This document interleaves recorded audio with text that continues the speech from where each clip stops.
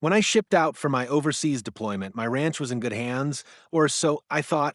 I'd inherited 80 acres from my grandfather, fenced, deeded, and paid off. Before I left, I gave my neighbor, Mark, permission to keep an eye on it. Nothing fancy. Just make sure no one messed around. 8 months later, I came home to find strangers living on my land. My barn was torn down, a new fence was up, and there was a big, shiny sign that read, Property of Whispering Pines HOA, Private Community. I thought it was a prank. But then a group of men in fake uniforms, badges that said Community Enforcement Division, pulled up in golf carts. Their leader, of course, was Karen, the self-proclaimed HOA president. You can't be here, she barked. This land belongs to the HOA now. We purchased it at auction after you abandoned it. I laughed hard. Ma'am, this land was never up for auction.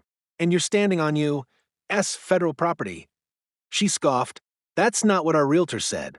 We have legal authority. I pulled out my phone and called my JAG contact, the legal arm of the U.S. Army.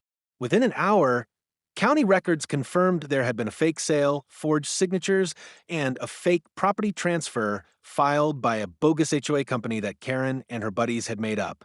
They'd sold my ranch and dozens of other parcels nearby to themselves for pennies. The next day, Army CID, Criminal Investigation Division, and federal marshals rolled in.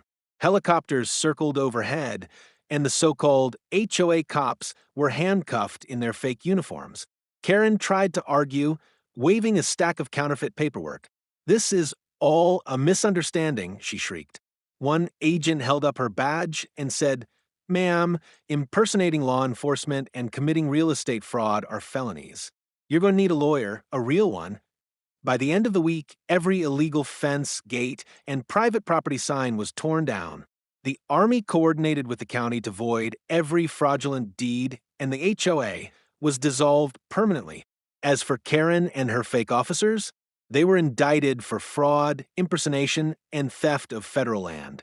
I rebuilt my barn, replaced my gate, and put up a new sign, U.S. Army property, enter uninvited, and you'll meet the real enforcement division. Now, my ranch is peaceful again, and whenever I see a for sale sign in the neighborhood, I can't help but smile. Because this time, the HOA was the one getting evicted.